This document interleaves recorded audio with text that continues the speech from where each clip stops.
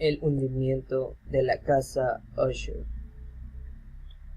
Durante un día apagado, sombrío y silencioso del otoño, bajo el ciclo opresor de las nubes, había yo viajado a caballo a través de una extensión singularmente árida de la campiña. Al fin, cuando las sombras de la noche iban cayendo, me hallé ante la vista de la melancólica mansión de los Usher. No sé cómo fue, pero lo cierto es que al primer vistazo del edificio, un sentimiento insufrible de tristeza invadió mi espíritu.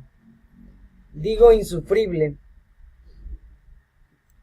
porque aquella sensación no era aliviada por ninguno de esos sentimientos semiagradables, por lo que puedan tener de poético, con que la mente suele recibir incluso las más torvas imágenes de lo desolado o lo terrible.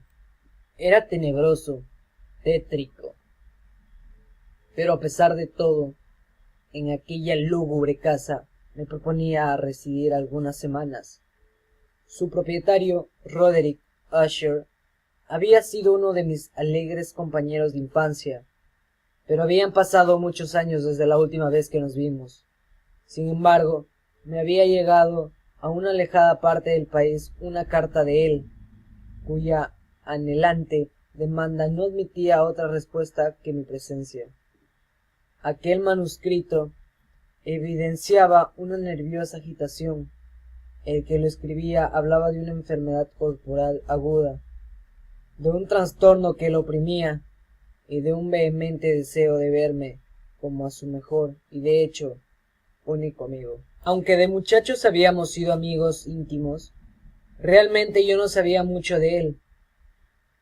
Su reserva había sido siempre excesiva y habitual. Sin embargo, yo estaba enterado de que sus antepasados habían sido notables desde tiempo inmemorial por una peculiar sensibilidad de temperamento que se había desplegado por espacio de muchos años en muchas obras de arte superior y manifestado últimamente en obras de caridad magníficas, aunque nada ostentosa, así como en una apasionada dedicación a las intrincadas, quizá aún más que ortodoxas y fácilmente reconocibles bellezas de la ciencia musical.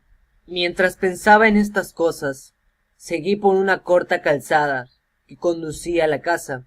Un mozo que guardaba se hizo cargo de mi caballo, y entré bajo la bóveda gótica del vestíbulo.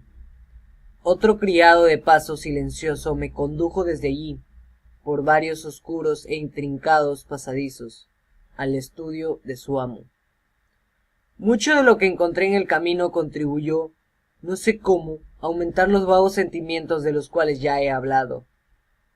Aunque los objetos que me rodeaban, las esculturas de los techos, las oscuras tapicerías de las paredes, la negrura de ébano de los pisos y los fantasmagóricos trofeos heráldicos que traqueteaban a cada pisada, se cruzó rápidamente conmigo y pasó de largo, ya que el médico de la familia era un hombre muy ocupado. El criado abrió entonces una puerta y me condujo a presencia de su amo. La habitación era muy grande y muy elevada, las ventanas largas, estrechas y puntiagudas estaban a tal distancia del negro piso de roble que resultaban completamente inaccesibles.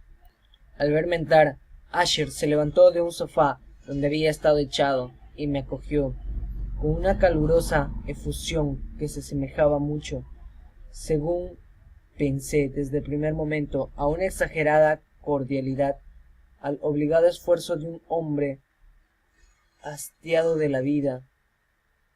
Sin embargo, un nuevo vistazo bastó para convencerme de su absoluta sinceridad. Nos sentamos y durante unos instantes que él guardó silencio, le contemplé con un sentimiento mitad de piedad y mitad de pena. Jamás había visto semejante cambio en una persona. Estaba algo famélico, muy pálido.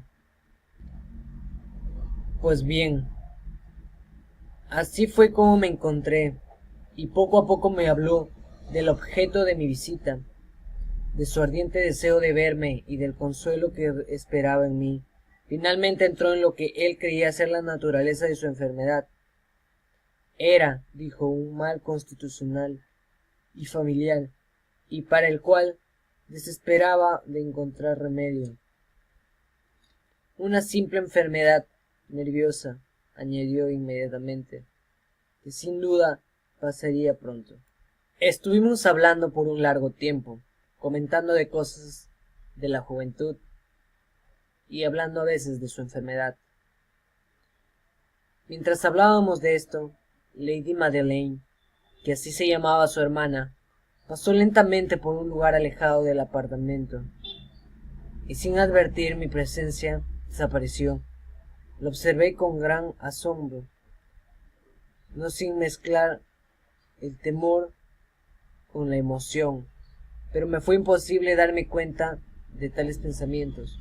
Una sensación de sopor me oprimía, mientras mis ojos seguían sus pasos que se alejaban. La enfermedad de Lady Madeleine había burlado durante mucho tiempo la pericia de los médicos, una continuada apatía, un agotamiento gradual de la persona y frecuentes, aunque transitorios ataques de carácter cataléptico.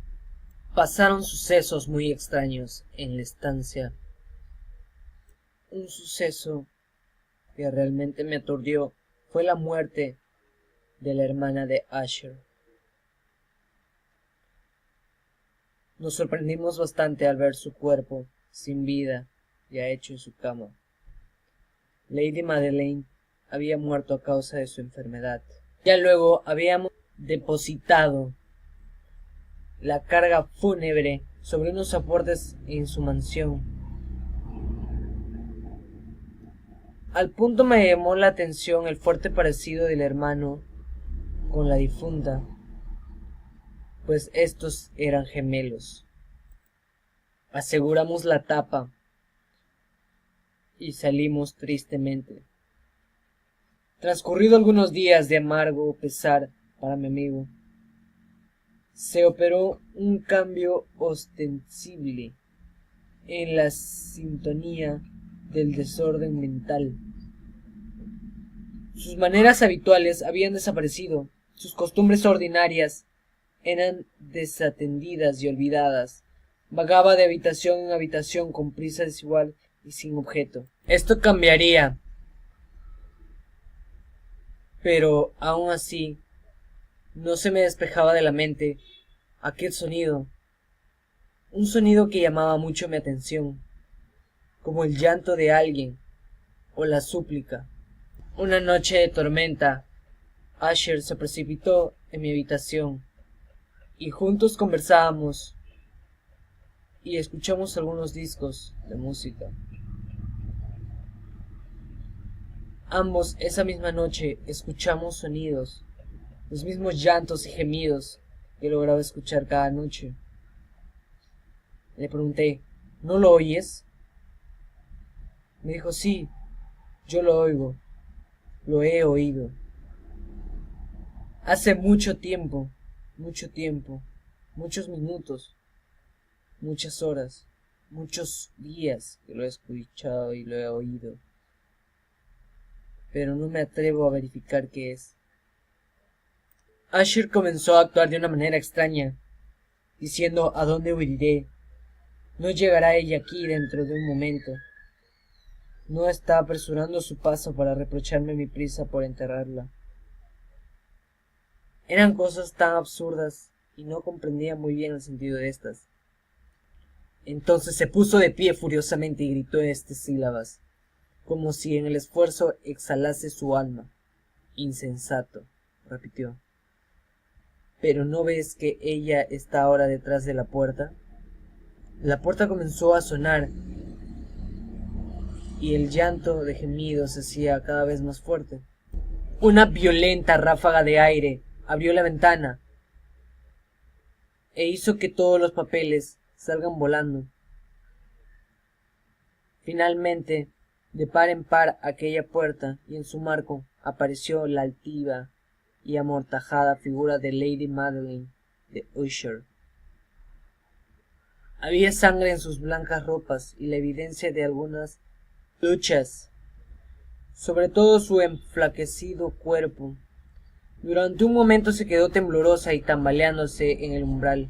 Luego, tras un sordo gemido, cayó pesadamente sobre la persona de su hermano, y en sus violentas y postreras agonías de muerte le arrastró al suelo, cadáver y víctima de los terrores que había anticipado.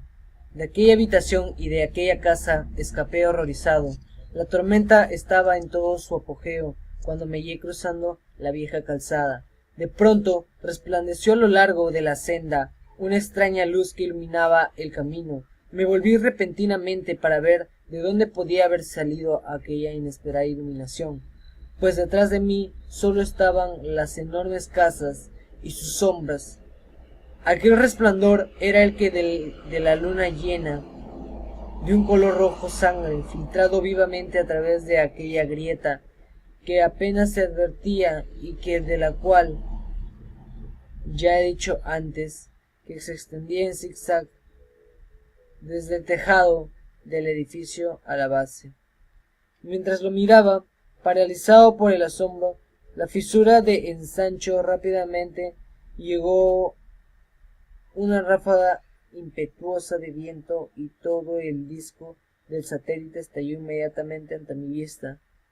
Mi cerebro se tambaleó cuando vi las poderosas paredes precipitarse, partidas en dos. De pronto las pesadas paredes y los pesados muros se desplomaron hacia adelante, y en medio de un estrépito infernal, todo aquella de mil voces y cataratas, cuyas negras aguas, conmovidas en un sueño secular por aquella avalancha, que se cerraron triste y silenciosamente la casa Usher.